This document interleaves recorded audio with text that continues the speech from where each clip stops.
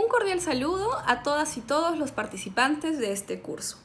Mi nombre es Norma Ortega, soy abogada y conmigo vamos a desarrollar el módulo referido a los lineamientos estratégicos para la atención, prevención y protección de las mujeres con discapacidad frente a la violencia de género.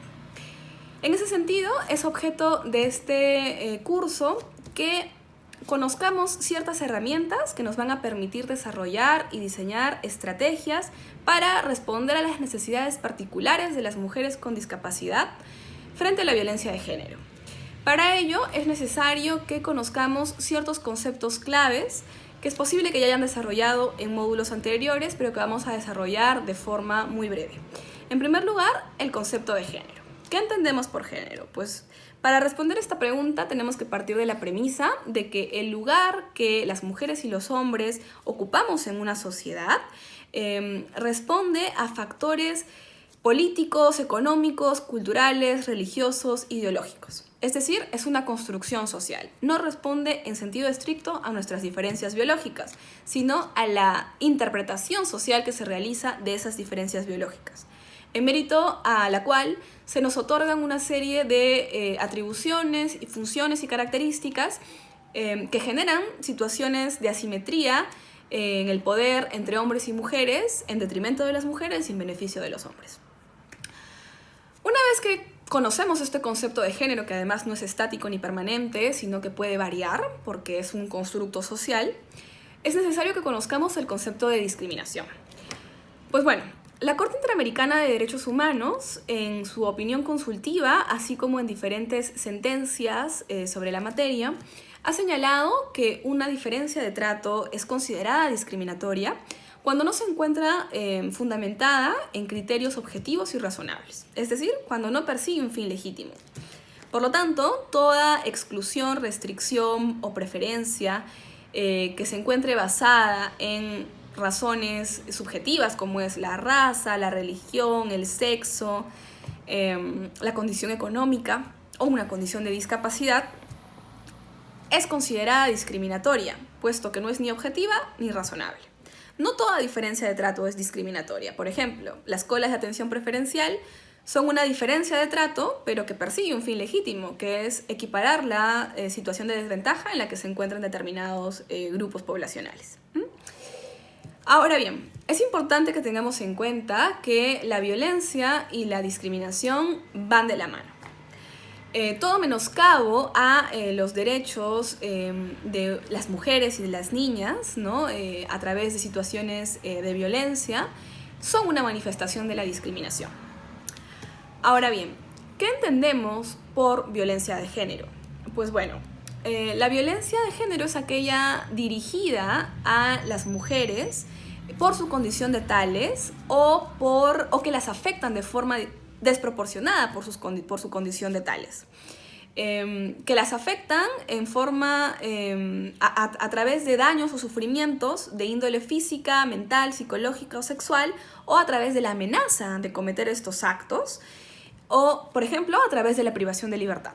Existen tipos de violencia de género que están determinadas por la Ley 30364, que es la ley para prevenir, sancionar y erradicar la violencia contra las mujeres y los integrantes del grupo familiar. Esta ley señala que existe la violencia física, la violencia psicológica, la violencia sexual y la violencia económica y o patrimonial. Sin embargo, es importante señalar que la violencia que sufren las mujeres, ¿no? O sea, la violencia de género, no debe circunscribirse exclusivamente al ámbito familiar, ¿sí? Puede existir un peligro en entender la violencia hacia las mujeres dentro del velo de la privacidad del ámbito familiar, y más aún cuando hablamos de mujeres con discapacidad, puede generar que se invisibilicen características particulares propias de la situación de las mujeres con discapacidad que van a dificultar la atención de sus necesidades particulares. Para ello es necesario que abordemos un concepto sumamente importante, que es el concepto de la interseccionalidad. Las personas no sufren discriminación como miembros de un grupo homogéneo, ¿sí? Sino sufren discriminación como individuos con identidades y circunstancias vitales multidimensionales.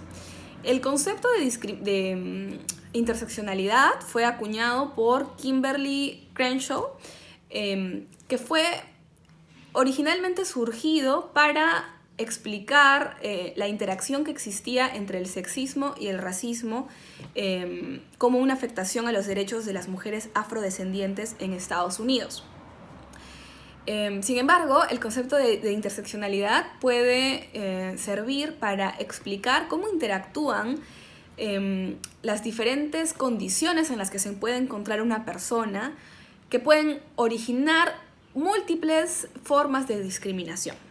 Por ejemplo, el caso de las mujeres con discapacidad, en cuya situación interactúa la condición de género y la condición, la condición de mujer y la condición de persona con discapacidad.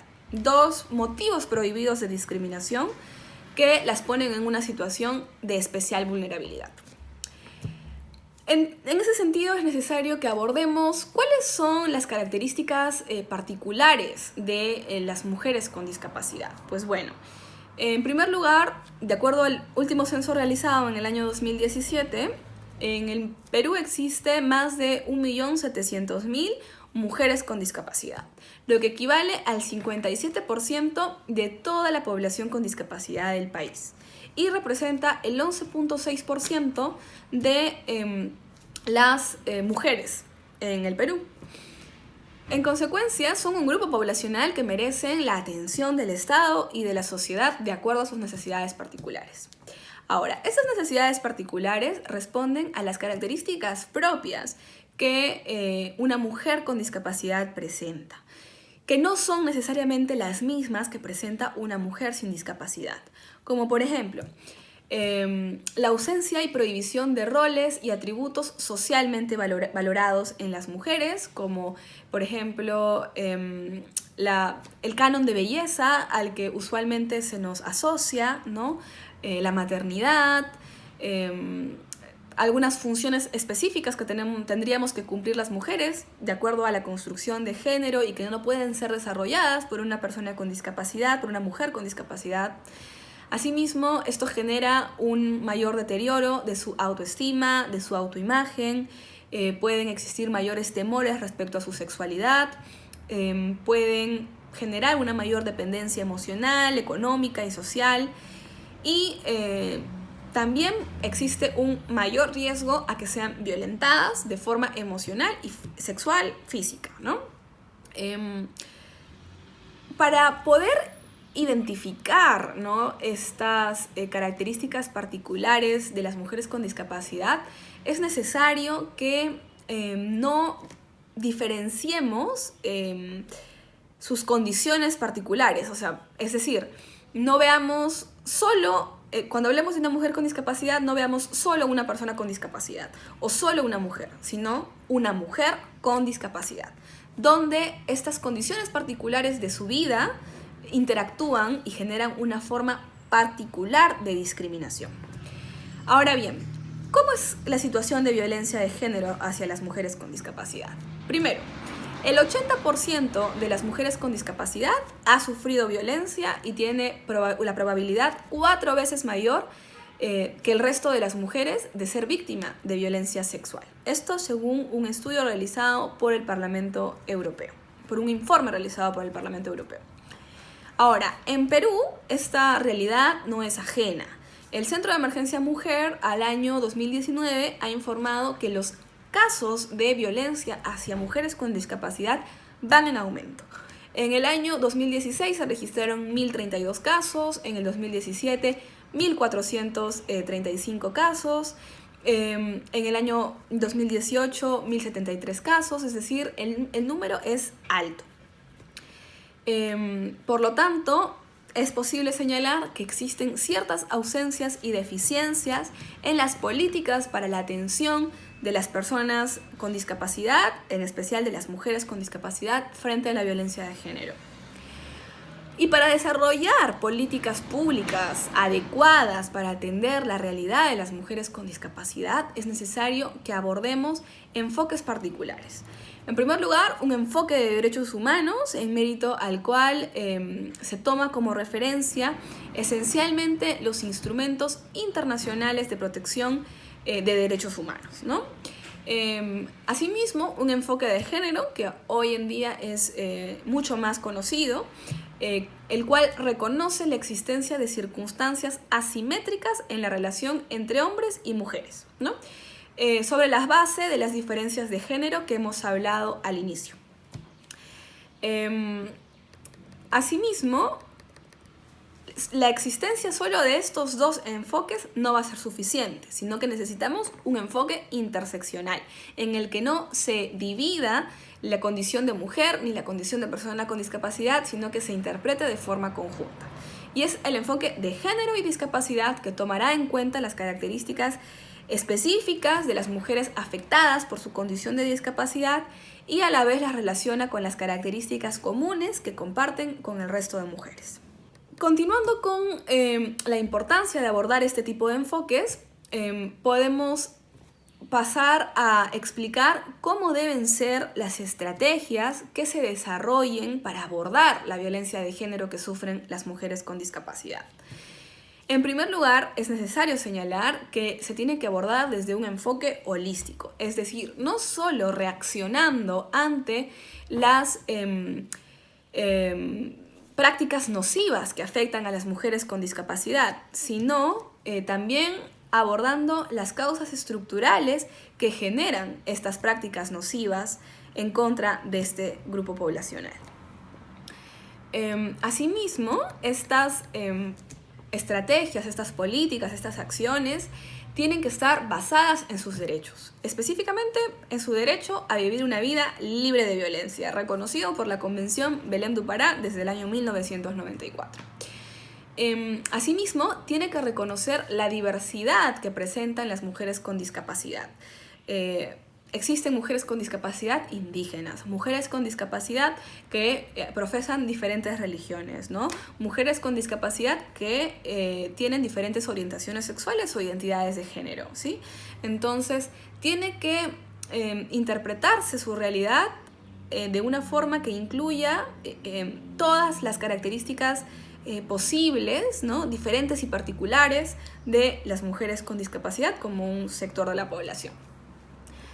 Asimismo, estas medidas, para que sean efectivas, tienen que incluir apoyos jurídicos, económicos y sociales, no solo de un solo tipo, sino de manera integral. Finalmente, deben contar con un compromiso político y con responsabilidad estatal a todo nivel para generar institucionalidad y sostenibilidad en las políticas públicas.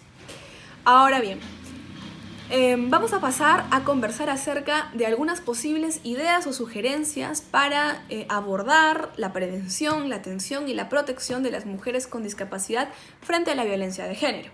En primer lugar, referida a la prevención. ¿Cómo prevenimos la violencia? Pues bueno, es importante que elaboremos un plan de acción, ¿sí? Este plan de acción debe tener incorporado el enfoque de género en los objetivos y en las metas, de forma transversal. Asimismo, también es posible desarrollar talleres de sensibilización a las familias de las personas con discapacidad, que son actores importantes en el desarrollo integral de estas personas en muchos casos. Por otro lado, es importante que se desarrollen talleres de sensibilización y de trabajo y de fortalecimiento, ¿no?, de la autoestima de las mujeres con discapacidad, para que conozcan sus derechos y para que se encuentren empoderadas para ejercerlos y para defenderlos. Por otro lado, es sumamente importante que las mujeres con discapacidad participen de la elaboración de estas políticas públicas. Suele suceder que se les invisibiliza, su voz se invisibiliza y no se toma en cuenta como una opinión importante para el desarrollo de políticas que las van a incluir, ¿no? En consecuencia, debe existir una retroalimentación constante por parte de las actoras principales, que son las mujeres con discapacidad. Por otro lado, vamos a pasar a hablar cómo es posible atender una situación de violencia desde una organización tanto del Estado como una organización de sociedad civil? Pues bueno, podemos difundir los protocolos de atención a las víctimas, podemos realizar abogacía de distinta índole para brindar accesibilidad física y comunicacional a las mujeres con discapacidad en los centros de emergencia mujer, en las oficinas de las municipalidades, es decir, identificar aquellas necesidades o requerimientos particulares que las mujeres con discapacidad van a requerir para poder ser atendidas de una forma adecuada. Por otro lado, también es posible crear casas refugio, grupos de autoayuda, realizar alianzas con estudios de abogados, ¿no? o incluir a los abogados y abogadas en la importancia de proteger los derechos de las personas con discapacidad. Finalmente, podemos prevenir y podemos atender la violencia, pero ¿cómo vamos a lograr que esta protección, ¿no? O sea, que estas acciones las protejan de una forma permanente? Bueno, para ello tenemos que promover la adopción de políticas públicas integrales. Políticas públicas que incluyan un enfoque interseccional de género y de discapacidad, que no lo den por sentado, sino que lo adopten de forma integral. Asimismo, la ausencia de datos y de información es un problema muy grande en la formulación de políticas públicas. Para ello es importante que se cuente con un registro sistemático y público de los casos de violencia, donde sea que permita poner en conocimiento de la población cómo se encuentra la realidad de las mujeres con discapacidad en relación a la violencia de género. Asimismo, implementar sistemas de vigilancia social y comunitaria que incluya y que involucre a la población en la solución de este problema, y realizar de forma periódica y permanente campañas de sensibilización y de difusión de derechos que permita tanto a las mujeres con discapacidad como a sus familias y a la población en general tener conocimiento de cómo se debe actuar ante una situación de violencia y de qué manera puede contribuir a erradicar estas situaciones que nos afectan. Bien, finalmente, ¿cómo podemos empezar a trabajar y a aplicar estas estrategias que estamos conversando, estos enfoques que estamos conversando? Pues bueno, primero tenemos que partir por reconocer que no es necesario generar programas particulares, diferenciados, que solo segregan a las mujeres con discapacidad del resto de la sociedad, sino un verdadero programa que las incluya. Va a ser un programa que también aborde otras realidades, pero que a la vez sea posible tomar en cuenta o resolver sus problemas particulares, pero sin segregarlas, sin diferenciarlas, sino por el contrario, incluyéndolas de una forma integral dentro del sistema de protección.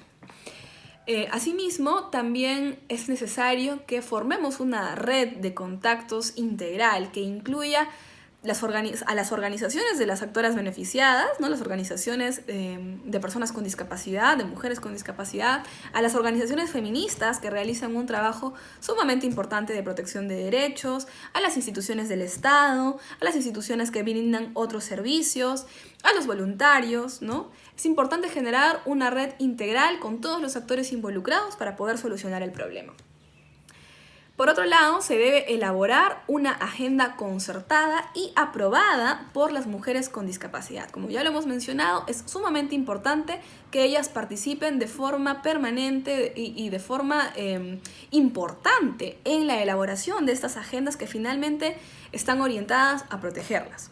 No se puede obviar ni invisibilizar su opinión. Finalmente, también es importante señalar que contar con una red de voluntarios que estén dispuestos a erradicar este problema desde la participación social es sumamente importante, y hay muchísimas personas que están dispuestas a involucrarse en estos temas pero que no encuentran los espacios.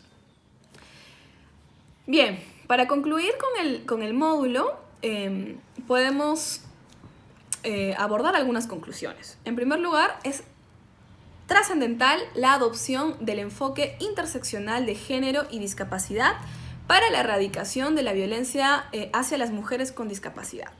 Esto para identificar adecuadamente sus características específicas y diseñar y desarrollar las estrategias de una forma orientada a atender esas necesidades específicas.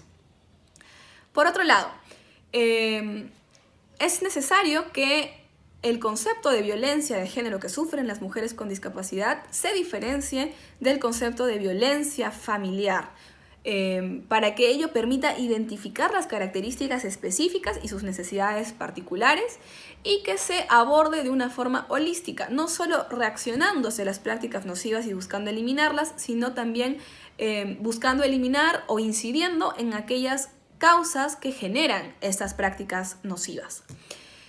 Por ejemplo, los estereotipos de género, los prejuicios de género, los prejuicios en torno a las mujeres con discapacidad promovidos por medios de comunicación. El abordaje, ¿no? El abordamiento de este problema tiene que ser integral, no puede abordarse solo desde un lado del problema.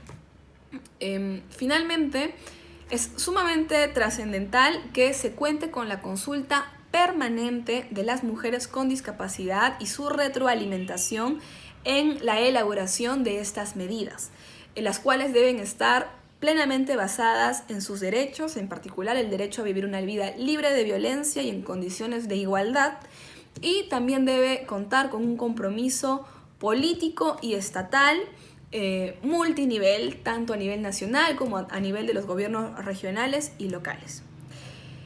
Bien, finalmente me gustaría señalar que la realidad de las mujeres con discapacidad se encuentra a la fecha, si bien recogida en algunos instrumentos normativos y de gestión, todavía su realidad se encuentra invisibilizada en nuestra sociedad, invisibilizada en datos estadísticos, invisibilizada en los medios de comunicación, invisibilizada en la atención de la violencia.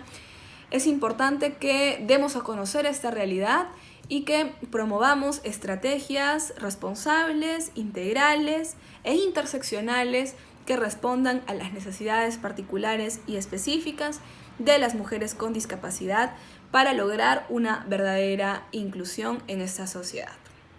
Esto ha sido todo por mi parte. Espero que se encuentren muy bien en casa. Un fuerte abrazo.